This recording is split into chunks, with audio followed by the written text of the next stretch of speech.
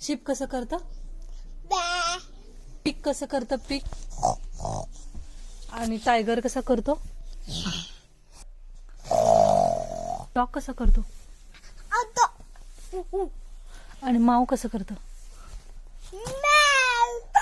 Train कशी करते?